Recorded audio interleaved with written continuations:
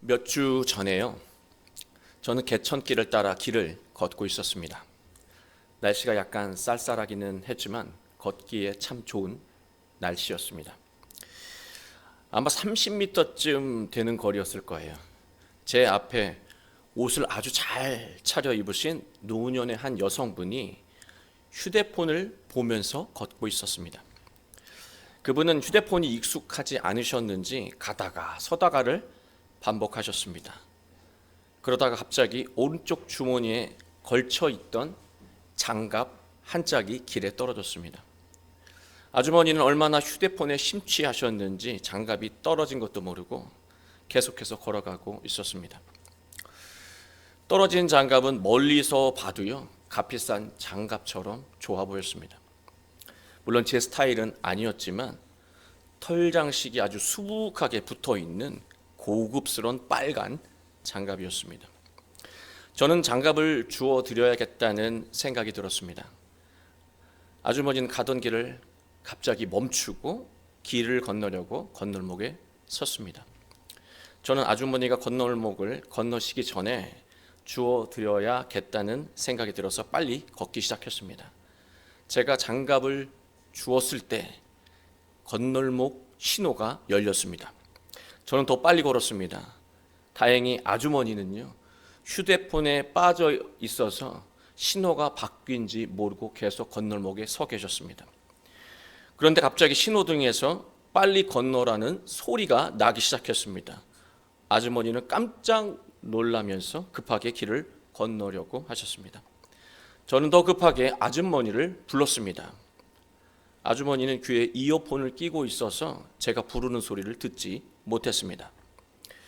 그래서 저는 더 빨리 가서 길을 건너려고 하는 아주머니의 어깨를 살포시 두드렸습니다. 아주머니는 무슨 일인가 하면서 깜짝 놀라서 저를 쳐다보았습니다. 아주머니는 제가 헐떡거리니까 더 놀랐습니다. 그리고 금세 불쾌한 얼굴로 변했습니다. 저는 장갑을 떨어뜨리셨다고 말씀드리고 주운 장갑을 건네드렸습니다.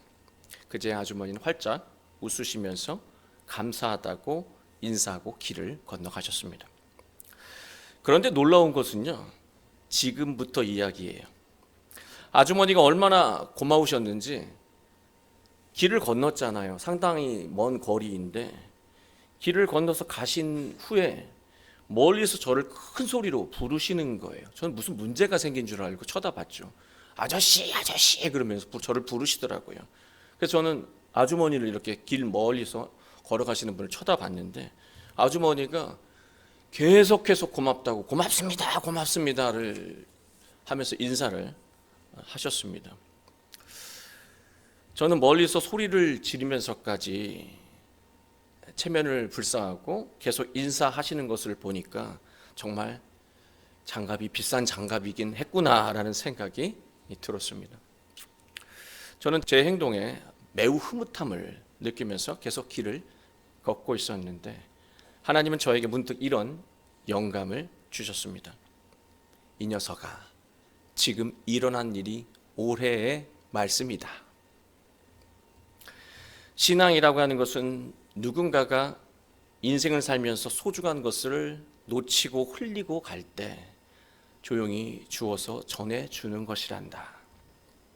나는 너희가 함께하는 가족과 친구, 동료와 교우들이 바쁘게 살아가느라 놓치고 있는 소중한 가치를 조용히 전해주었으면 좋겠구나. 사람들 앞에서 네가 원하는 대로 이끌어 가려고 하지 말고 사람들 곁에서 삶의 소중한 가치를 조용히 채워주거라. 이게 내가 너희들에게 바라는 사랑이란다. 이 마음을 채우고 살아가거라. 그러면 너 자신도 행복하고 내 주변도 행복해질 거야. 하나님은 저의 이 내면을 하나님의 마음으로 충만히 채우고 하나님의 마음을 드러내며 살아가라고 말씀하시는 것 같았습니다.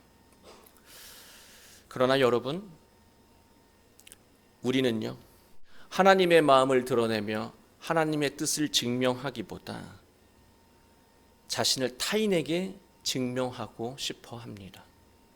타인에게 인정받고 싶어 합니다. 우리는 자신을 증명하고 인정하기 위해서 많은 시간을 사용합니다. 그러나 실제로 인정받는 경우는 그렇게 많지 않습니다. 다행히 누군가에게 인정받는다고 해도요, 타인이 인정해 주는 것은요, 그 시간이 매우 짧다라고 하는 거예요. 그 아주머니는 저에게 소리를 높여 계속해서 고개를 숙이고 인사하셨지만 저를 기억할까요? 전혀 기억 못할 거예요. 장갑을 보면 기억나겠지만 그런 일이 있었는지도 지금 기억하지 못하실 거예요. 그게 바로 사람들에게 인정받는 시간이고 모습이라고 할 수 있습니다. 결국 자신을 증명하기 위해서 우리가 인생을 살게 되면 반드시 공허함과 헛헛함을 느끼는 순간과 만나게 된다는 것입니다. 복된 인생은 내면을 하나님의 마음으로 채우고 하나님의 마음으로 살아갈 때 이루어집니다.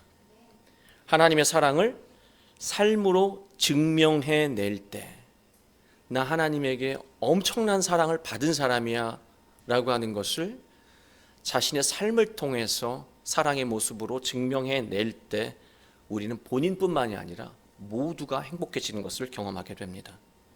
그렇다면 어떻게 해야 우리의 내면을 하나님의 마음으로 충만하게 할 수 있을까요? 예수님에 관한 모든 것을 듣고 배우고 묵상하며 마음에 새기는 것입니다. 예수님을 내면화하는 거예요.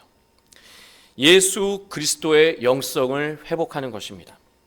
오늘 말씀은 예수 그리스도의 영성으로 놀라운 능력을 드러내며 참된 자유를 누렸던 바울이 우리에게 자신의 깨달음을 전해주고 있는 내용입니다.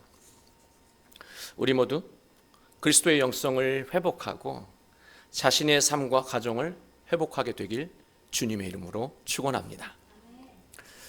여러분, 오늘 제목이 그리스도의 영성을 회복하라 아닙니까? 먼저 영성이라고 하는 단어의 의미를 정리하고 시작하면 좋겠습니다. 이 영성이라고 하는 단어는 영어로 spirituality이고요. 이 영성을 사전적인 의미로 설명을 하면 이런 의미가 되겠습니다. 영성은 사람의 신령한 품성이나 성질을 의미하며 종교적 실존적 의미를 포함하는 다차원적인 개념입니다.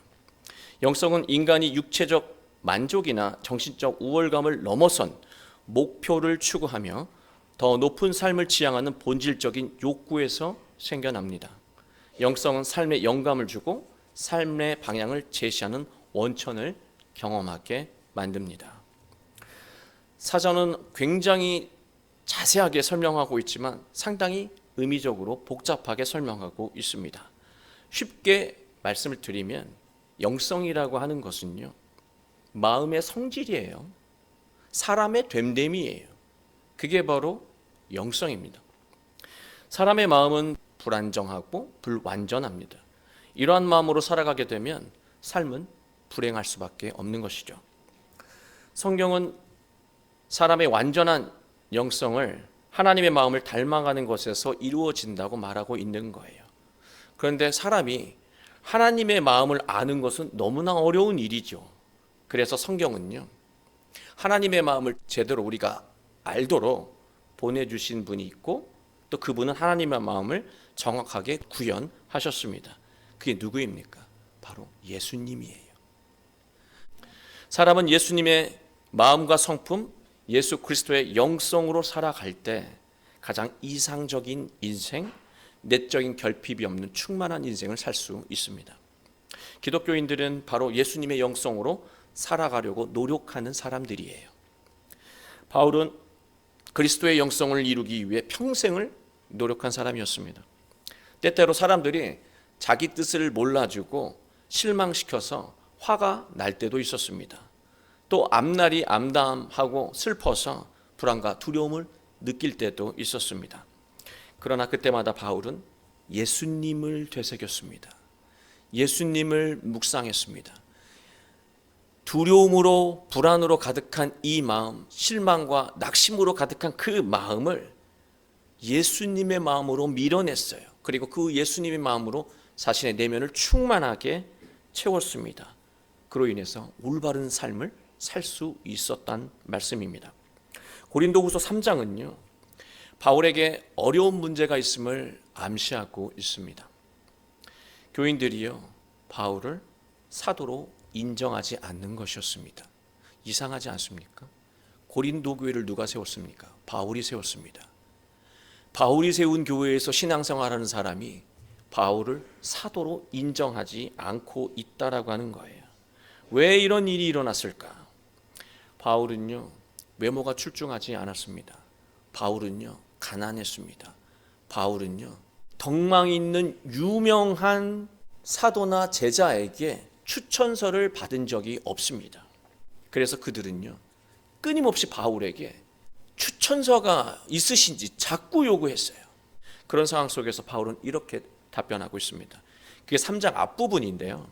바울은 자신은 나는 추천서가 필요 없어. 나는 사람이 나를 증명하는 그런 글이 필요가 없어. 추천서를 요구하는 고린도 교인들에게 뭐라고 말하냐면 너희가 바로 예수 그리스도의 편지야. 이게 무슨 말이냐면 글로 쓴 편지가 나를 사도로 증명하는 것이 아니라 나를 통해서 여러분이 그리스도인이 된 것 그 자체가 내가 바로 사도라고 하는 증명서라고 하는 거예요. 더 이상 무슨 증명서가 추천서가 필요하냐고 말하고 있는 것입니다. 교인들의 이러한 사고 방식은요, 눈에 보이는 것을 보고서야 믿고 확신하는 그런 명문화되어 있는 율법주의 신앙에서 온 것이었습니다. 봐야 믿겠다라고 하는 거예요. 내면의 깨달음보다 눈으로 봐야 믿겠다라고 하는 것입니다. 바울은 6절에서 중요한 말을 고린도 교인들에게 전하고 있습니다. 율법의 조문은 죽은 것이요 영은 살리는 것이니라. 눈에 보이는 것으로 확신하려고 하지 말고 영적인 깨달음으로 확신하라고 말하고 있습니다.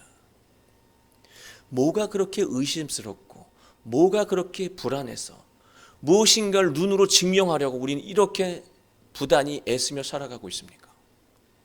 인생을 낭비하며 살아가고 있습니까? 바울은 그런 거 필요 없다는 거예요.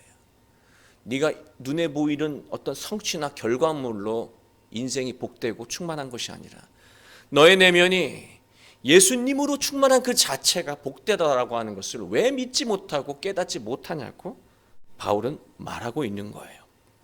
그리고 바울은 이어서 출애굽기 34장 말씀을 인용해서 말하는데요. 모세가 하나님의 말씀을 전할 때는요, 하나님의 영광이 드러났어요. 그런데 정작 본인은 자기 모습 속에서 하나님의 영광의 강체가 빛나고 있는 것을 몰랐습니다.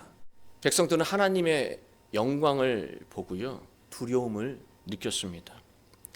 그 후부터는요, 모세는 하나님 앞으로 나아갈 때와 또 하나님의 말씀을 전할 때만 얼굴을 드러내고요, 평소에는 자기 얼굴에다가 수건을 덮었다고 기록하고 있습니다. 구약은 모세가 왜 얼굴을 수건으로 덮었는지 자세하게 설명하고 있지는 않습니다. 그러나 바울은 그 이유를 정확하게 설명을 하고 있습니다. 모세가 하나님의 말씀을 전할 때는 하나님의 영광이 드러났습니다. 그러나 이것은 모세의 영광이 아니라 하나님의 영광이었습니다. 모세가 훌륭한 지도자인 것은 맞지만 모세가 하나님인 것은 아니었습니다. 문제는 백성들은 모세를 통해서 이 보여지고 있는 이 영광의 광채가 하나님의 영광이라고 여긴 것이 아니라 모세의 영광이라고 여긴 거예요. 신앙생활이 잘못되어 가는 이유가 바로 여기에 있습니다. 신앙을 통해서 하나님의 영광을 드러내고 증명하는 것이 아니라 신앙의 능력을 빌려서 자신을 증명하고 자신의 영광을 드러내려고 할 때 우리는 불행과 마주하게 된다는 거예요. 이 영광이라고 하는 단어는 독사라고 하는 헬라어입니다. 그 의미가 본질, 속성, 마음, 성품, 그게 바로 영광입니다. 모세가 하나님의 말씀을 전할 때 모세의 얼굴에 하나님의 마음이 드러난 거예요. 하나님의 속성, 하나님의 본질이 드러난 것입니다. 그런데 사람은요, 하나님의 영광을 보면 두려움을 느끼게 되어 있습니다. 하나님의 영광을 보고 두려움을 느꼈다라고 하는 것은 하나님의 영광을 보고 압도되었다라고 하는 거예요. 만약 운동 경기를 하는 사람이라고 한다면 자신보다 훨씬 뛰어난 힘과 속도와 능력을 발휘하는 그 선수를 만나게 되면요, 압도되죠. 내가 추구하는 영광보다 더 큰 영광을 가진 사람을 보면 압도되어 버린다라고 하는 거예요. 그러니 하나님의 영광을 보면 세상의 그 어떤 능력으로 그 앞에 설 수 있겠습니까? 압도될 수밖에 없는 것이죠. 백성들의 관심사는요, 하나님의 마음, 하나님의 속성, 하나님의 본질을 이렇게 품고 살아가는 것에 있지 않고요, 하나님의 영광을 통해서 사람들이 압도되는 것에 관심사가 있었다라고 하는 거예요. 백성들은 이러한 능력이 모세에서 나온 것이라고 여긴 거예요. 모세는 사람들을 압도하는 이 하나님의 영광이 자신에게서 나온 것이 아님을 알았기 때문에 평소에는 얼굴을 가린 거예요. 이것은 긍정적인 해석입니다. 냉철하게 해석을 또 하잖아요. 모세는 평소에 자신에게 하나님의 영광이 드러나지 않는 것을 수건을 가려서 숨기고 싶었던 거예요. 수건은요, 모세의 위선을 상징하는 물건일 수도 있다라고 하는 거예요. 수건을 가린 거예요. 내가 수건을 가렸을 뿐 일상에서도 지금 하나님의 광채, 그 영광은 드러나고 있어. 내가 가렸을 뿐이야 라고 그렇게 위선하고 있는 것일 수도 있다라고 하는 거예요. 어찌되었든 간에 모세의 일상에서 하나님의 영광의 광채가 드러나지 않은 것은 분명하고요, 이것은 모세의 내면이 하나님의 성품으로 충만함에 이르지 못했던 것을 의미하는 말씀이에요. 모세도 한계가 있었다는 것이죠. 모세의 이러한 모습이요, 오늘 우리의 모습이 아닌가 하는 생각이 들었습니다. 하나님의 말씀을 배우고 묵상하고 나눌 때는요, 빛이 납니다. 그런데 우리가 일상으로 돌아가게 되면 이 빛나는 하나님의 영광의 광채가 나타나고 있냐는 거예요. 우리는 일상으로 돌아가게 되면 자신을 증명하고 인정받으려고 세상의 영광을 추구하며 살아갑니다. 마치 얼굴에 수건을 덮은 사람처럼 자신의 이 결핍을 숨기고 위선하며 살아갑니다. 결국 하나님의 영광을 잃어버리게 되는 것이죠.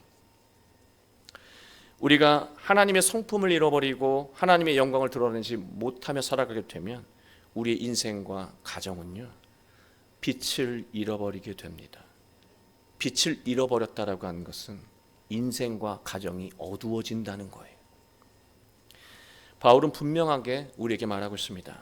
모세에게서 보인 영광은 영원한 영광이 아니라고 말하고 있어요.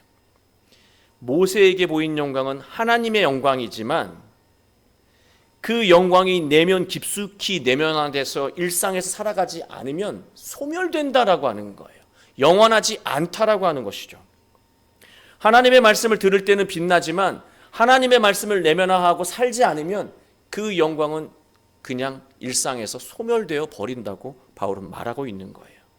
그러나 14절 말씀을 보면 사람들은 복음을 들어도 달라지지 않고 있음을 설명하고 있습니다. 그들의 마음이 완고하여 오늘까지 구약을 읽을 때 그 수건이 벗겨지지 아니하고 있으니 그 수건은 그리스도 안에서 없어질 것이라. 고린도 교인들은요, 여전히 사라져버리는 세상의 영광, 즉 타인에게 자신을 증명하는 삶을 위해서 살고 있었다라고 하는 것을 설명하고 있는 거예요. 여전히 자신을 드러내고 싶은 거예요. 이대로 살면 안 된다고 바울은 말하고 있는 것입니다. 이대로 살면 안 된다는 거예요. 세상의 속성을 마음에 채우며 살게 되면 결국 삶은 무너지게 된다고 바울은 말하고 있는 것입니다. 바울은 해답을 말합니다. 16절 말씀인데요. 그러나 언제든지 주께로 돌아가면 수건이 벗겨지리라. 수건이 어떻게 벗겨진다고요? 주께 돌아가면. 행복한 삶과 구원은요, 주께로 돌아가는 것에서 이루어진다는 것입니다.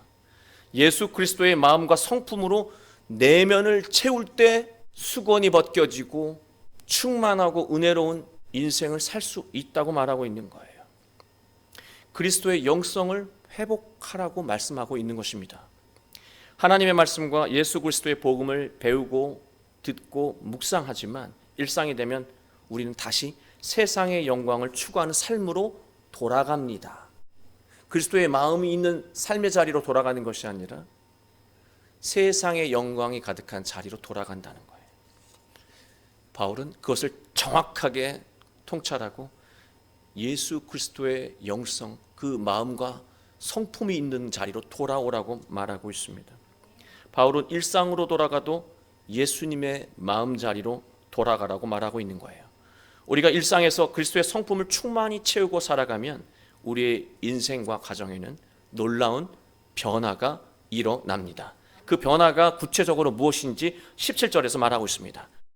주는 영이시니 주의 영이 계신 곳에는 자유가 있느니라. 예수님의 마음을 더하려고 노력하는 사람에게 예수님은 영으로 함께 하십니다. 하나님의 영이신 성령으로 함께 하신다는 거예요. 그 예수님의 영은 바로 우리에게 자유를 선사한다고 말하고 있는 것입니다. 저 자유롭게 살고 있는데요. 자고 싶을 때 자고, 먹고 싶을 때 먹고, 만나고 싶을 때 만나고, 놀고 싶을 때 놀고, 그렇게 살고 있는데요 하는 사람도 있을 수 있습니다. 물론 그렇지도 못한 분들도 있을 수 있겠지만요.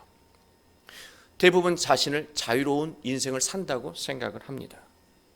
그러나 우리는 자유로운 것 같지만 실제로 자유롭지 못합니다.